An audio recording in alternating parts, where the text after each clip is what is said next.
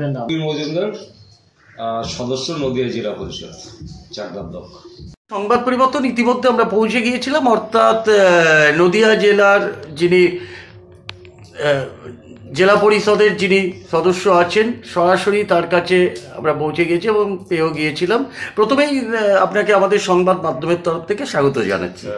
ধন্যবাদ। মাননীয় মুখ্যমন্ত্রী মমতা বন্দ্যোপাধ্যায় যে প্রকল্পগুলো করেছেন আপনার এলাকায় কি সবাই পেয়ে গেছে? হ্যাঁ, মমতা বন্দ্যোপাধ্যায় এরকম একজন নেত্রী, বাংলার মুখ্যমন্ত্রী, যার প্রকল্প, যার উন্নয়ন, মমতা বন্দ্যোপাধ্যায় মস্তিষ্ক প্রসূত যেই পরিকল্পনাগুলো আছে, এই পরিকল্পনাগুলো বা এই প্রকল্পগুলো পৌঁছায়নি এইরকম গ্রাম খুঁজে পাওয়া যাবে না।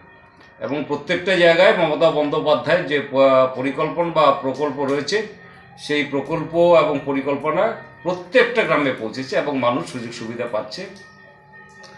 যেভাবে বিরোধী দলনেতা শুভেন্দু অধিকারী বারবার কটাক্ষ করে যাচ্ছেন যে মহিলারা ভিক্ষা নেয়, 500,000 টাকা ভোটের আগে মুখ্যমন্ত্রী থেকে ভিক্ষা নেন এবং তাকেই ভোটটা দেন, কি বলবেন?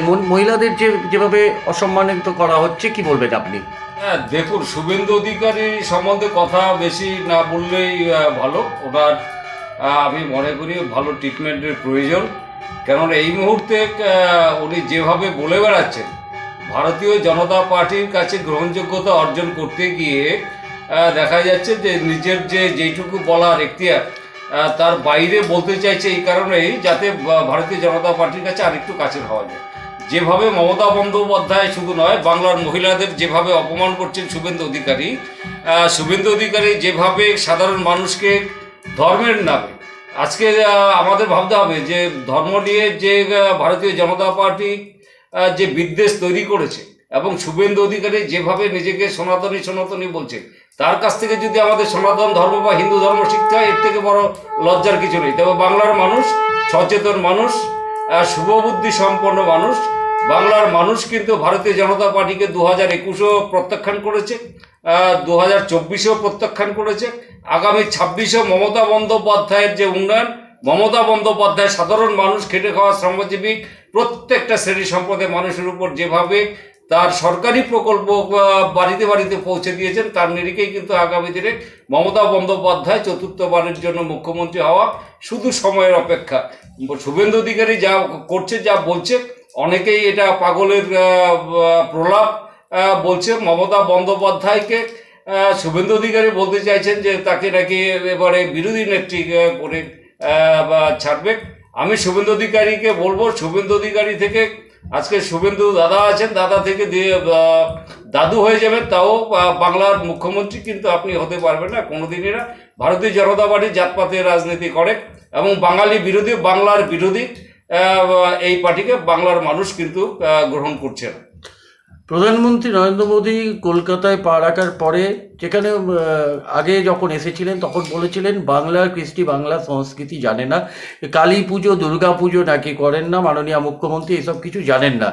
তার মুখে শোনা গেল জয় মা কালী, জয় মা দুর্গার নাম। কি বলছেন আজকে রাজনীতি কোন দিকে? দেখুন, এটাও রাজনীতির একটা দিক।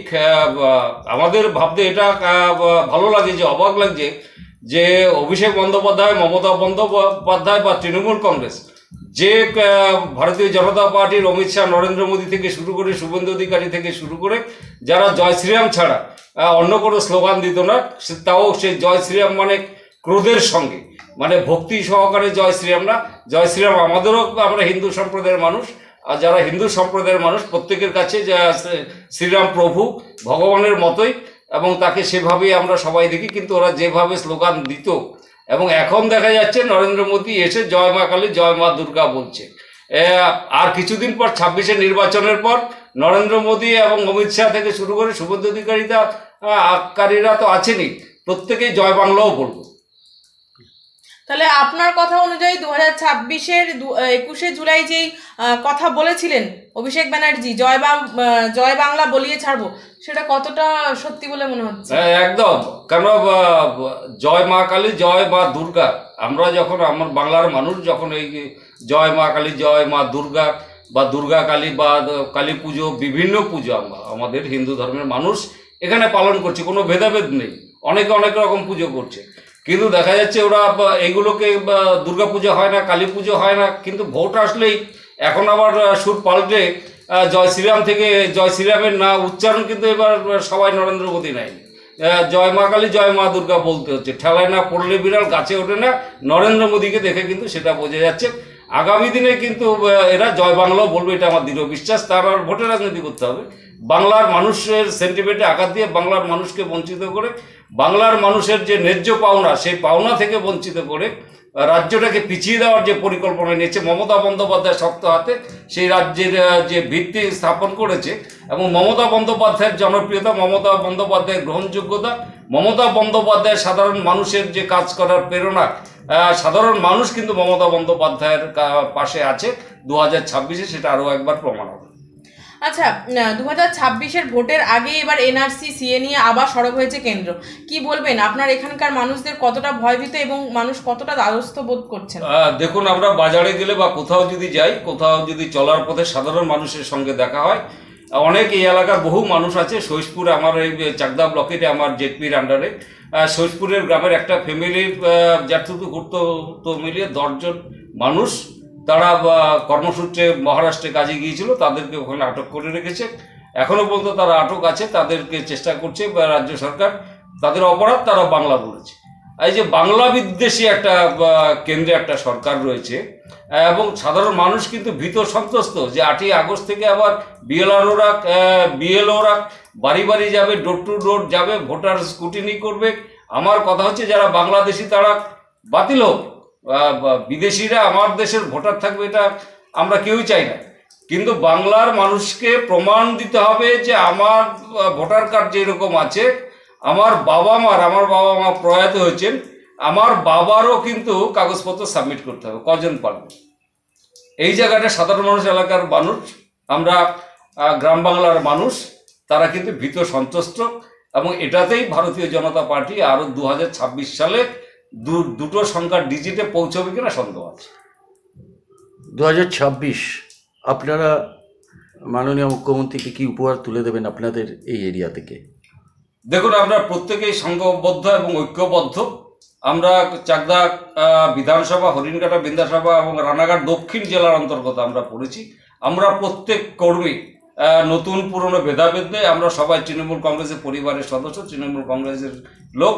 আমরা আপ্রাণ এবং উজাড় করে দেবো মমতা বন্দ্যোপাধ্যায়ের জন্য, যাতে আমাদের বিধানসভার যে সিটগুলো রয়েছে অধিকাংশ সিট যাতে আমরা এককভাবে জয়লাভ করে মমতা বন্দ্যোপাধ্যায়ের হাতকে শক্ত করতে পারি এবং মমতা বন্দ্যোপাধ্যায়ের উন্নয়ন যাতে আরও বেশি করে করতে পারি। অসংখ্য ধন্যবাদ। সরাসরি উনি জানিয়ে দিলেন যে বিরোধীরা যতই কটাক্ষ করুক, যতই কুৎসা রটাক, অর্থাৎ মাননীয় মুখ্যমন্ত্রী চতুর্থবারের জন্যে এই হোয়াইট অর্থাৎ বাংলার বাঘিনী যাকে বলা চলে মমতা বন্দ্যোপাধ্যায়, তিনিই আবার বাংলার মস্ততে বসবেন।